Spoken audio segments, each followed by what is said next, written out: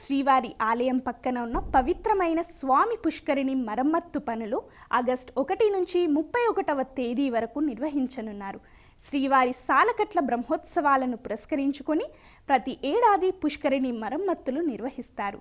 ఈ ఏడాది సెప్టెంబర్ 15 నుంచి శ్రీవారి బ్రహ్మోత్సవాలు జరగనున్న నేపథ్యంలో టీటీడీ వాటర్ వర్క్స్ విభాగం ఆధ్వర్యంలో ఈ పనులు పూర్తి చేసేందుకు అధికారులు చర్యలు తీసుకుంటున్నారు.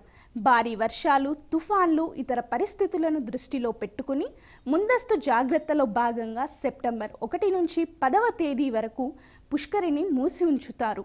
ఈ 40 రోజుల పాటు పుష్కరిణి హారతి ఉండదు. అదేవిధంగా భక్తులను పుష్కరిణిలోకి అనుమతించరు. అన్నమయ్య జిల్లా నందలూరులోని శ్రీ సౌమ్యనాథ స్వామి ఆలయ బ్రహ్మోత్సవాల్లో భాగంగా 5వ రోజున ఉదయం కోదండరాముని అలంకారంలో హనుమంత వాహనంపై మాడవీధుల్లో విహరించారు. పట్టు వస్త్రాలు, స్వర్ణాభరణాలతో పాటు వివిధ రకాల పుష్పాలతో స్వామివారు సర్వాలంకార భూషితులై ఆసీనులయ్యారు. మంగళ వాయిద్యాలు, కోలాటాలు, డప్పు వాయిద్యాల నడుమ మాడవీధుల్లో భక్తులకు దర్శనమిచ్చారు. భక్తుల గోవిందనామాలు, కోలాహలం నడుమ హనుమంత వాహన సేవ వేడుకగా జరిగింది. అబ్బో, ఇక్కడ కేజీ చీరలు కొంటే అర కేజీ చీరలు ఫ్రీ అంట. మంగళ్య షాపింగ్ మాల్, కేజీల్లో సేల్, టన్నుల్లో ఆనందం.